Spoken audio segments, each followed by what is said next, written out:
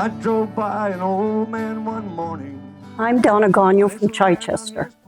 This weekend, we have organized this festival to celebrate the 150 years of the Culbute Channel and 25 years of the museum. Just waiting out the noise of my passing. That's something I'll never forget. Hi, I'm Chantal Lair. I work for the municipality of Chichester. I'm the Community Development Officer, and I help plan the Culbute Festival. I have been familiar with the Culbute Loch since I was a child, since my family owns a property close by, but a lot of people who live here aren't that familiar with it. They know it exists, but they haven't visited it. So one of the ideas with hosting this event was to kind of educate younger generation about the history that happened here, and that this place was constructed way back when without really any heavy machinery, with just muscle and horsepower, we could say. In about 1873, I believe, there was talks of it, and then they continued on to build it. As far as my research goes, the lumber that they used for the locks was all taken from this area. It was built up, and they were building it to be able to have transport to go to Ottawa, to the city. But it didn't take them long to realize that this wasn't working, because the water wasn't high enough. They had to dredge all the time, and then it didn't take long for those locks to start to break down.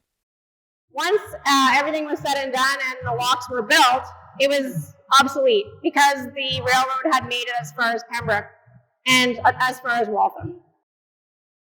The information about the locks was sort of lost through time because the people who worked at the site moved away, like I said. The farmers and the lumbermen who worked here didn't necessarily work at the locks.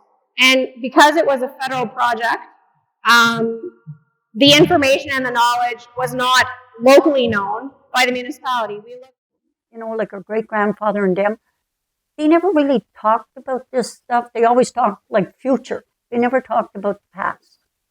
So we never got to hear the stories, which we should ask more questions. But most of those people are gone. We wouldn't have what we have now.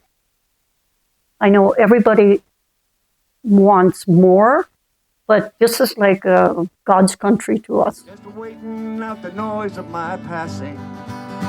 That's something I'll never forget. We have invited the Great Canadian Lumberjacks to do 3 shows today, and a great lineup of musicians that have been playing all day long. We had some square dancing earlier today as well, and a lot of old friends just running into each other that maybe haven't seen each other and haven't had the opportunity in the last few years, so it's been great to see.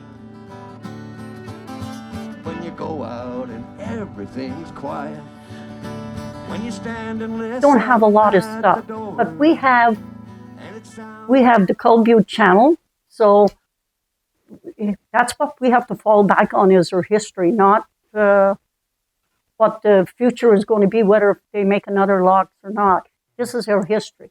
This is where we came from. The logs, the logging.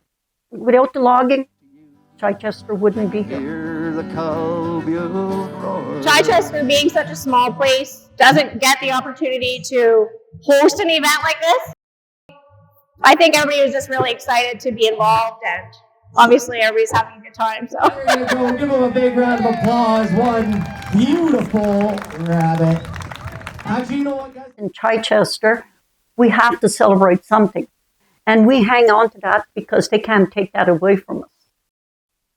It's just unique to know that that was there at one time. Can you hear the Culbute roar?